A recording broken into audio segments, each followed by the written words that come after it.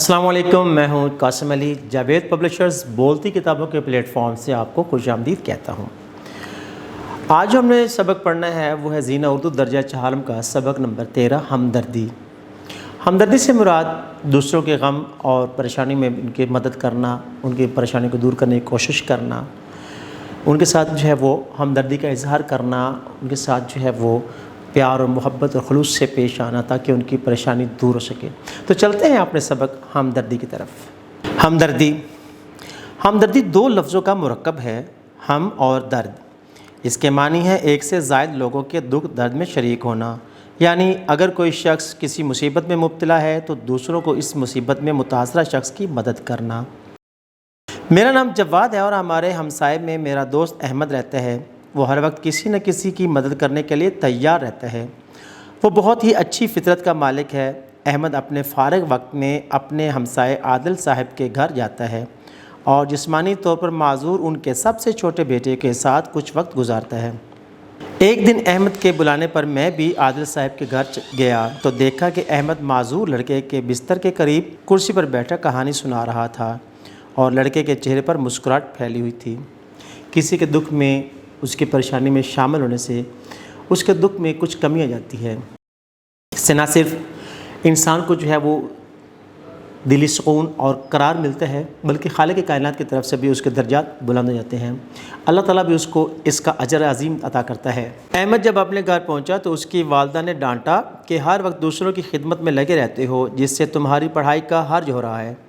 School میں وقفے کے دوران میں بھی تیسری جماعت کے 3 بچے اس کے پاس آتے ہیں اور احمد ان کو حساب اور سائنس سمجھا دیتا ہے۔ یہ غریب گھرانے کے بچے ٹیوشن نہیں پڑھ سکتے، وہ ان کو بلا معاوضہ ٹیوشن پڑھاتا ہے۔ مجھے کبھی کبھی احمد پر غصہ آتا ہے کہ وہ اپنا کھیل کود چھوڑ کر دوسروں کے مسائل حل کرتا رہتا ہے۔ احمد کی والدہ اسے ڈانٹتی مگر وہ اف تک نہ کرتا۔ میرے اور احمد کے سالانہ امتحانات تھے۔ ہم دونوں احمد کے گھر میں امتحانات کی تیاری کر رہے تھے کہ رات کے وقت دروازے پر دستک ہوئی۔ دروازہ کھولا تو ہمارا محلے دار اور ہم جماعت اسد کھڑا تھا۔ وہ بہت پریشان دکھائی دے رہا تھا۔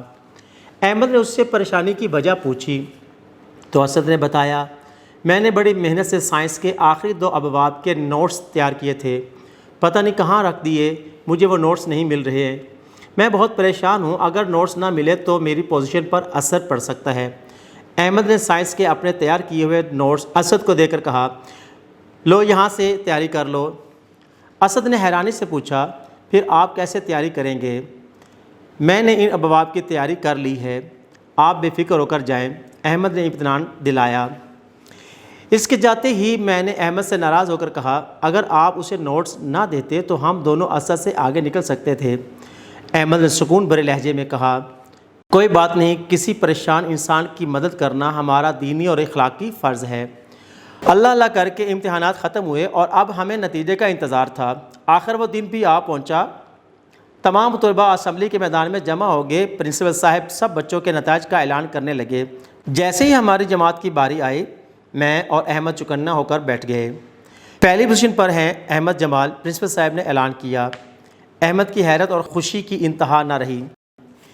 پرنسپل صاحب نے اسے ایوارڈ دیا۔ دوسرے نمبر پر اسد تھے اور تیسرے نمبر پر میرا نام تھا۔ آخر میں پرنسپل صاحب نے اسکول کے بہترین طالب علم کا اعلان کیا، وہ بھی احمد جمال تھا۔ پرنسپل صاحب نے احمد کی حوصلہ افزائی کرتے ہوئے کہا، اس بچے میں بہت صلاحیت ہے، اس میں دوسروں کی خدمت کا جذبہ ہے، یہ ہمدردی اور احسان کا پیکر سب کے لیے قابل تقلید ہے، انشاءاللہ یہ بچہ آگے جا کر بڑا آدمی بنے گا۔ احمد کو ایوارڈ کے ساتھ 5000 روپے بطور انعام دیے گئے تو احمد کا چہرہ خوشی سے چمکنے لگا، کیونکہ ہمیشہ اسد پہلی پوزیشن لیتا تھا، لیکن اس بار وہ 2 نمبروں سے دوسری پوزیشن پر آ گیا۔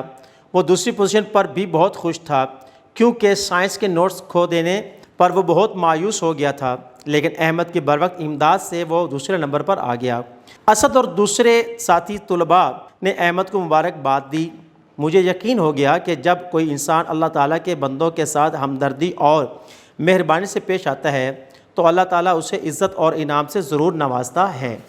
اس سبق میں ہمیں یہ سبق ملا ہے کہ ہمیں دوسروں کی مدد کرنی چاہیے، اپنی ضرورت پر دوسروں کی ضرورت کو ترجیح دینی چاہیے۔ اس سے نہ صرف ہمیں اس کا صلہ دنیا میں ملتا ہے، بلکہ بروز آخرت بھی ہمیں اس کا اجر اور ثواب ملے گا۔ خالق کائنات بہت بڑی رحیم ذات ہے جو ہمارے اچھے اعمال کا صلہ ہمیں دنیا میں بھی دیتی ہے، جس کے بدلے میں ہمیں بلند مقام بھی ملتا ہے اور ہمیں بہت ساری خوشیاں بھی نصیب ہوتی ہیں۔ ویڈیو دیکھنے کا بہت بہت شکریہ۔ اپنا بہت سارا خیال رکھیں، جڑے رہیں بولتی کتابوں کے ساتھ۔